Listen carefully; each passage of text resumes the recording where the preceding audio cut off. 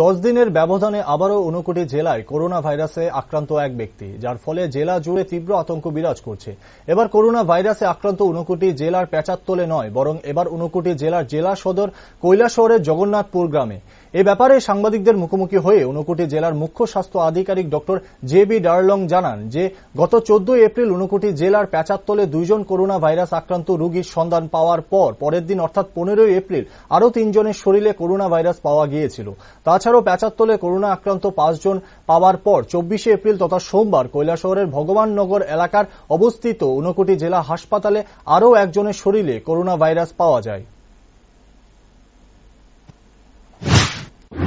গত 14 এপ্রিল প্রথম আমাদের ডিস্ট্রিক্টে 2 জন করোনা আক্রান্ত রোগী পাওয়া গেছিল। এরপরে পরের দিন আমরা কন্ট্যাক্ট ট্রেসিং করতে গিয়ে ওনাদের পরিবারের বাকি সদস্যদেরকে স্ক্রিনিং টেস্ট করার পরে আরো 3 জন ধরা পড়ে। তো সর্বমোট ছিল 5 জন।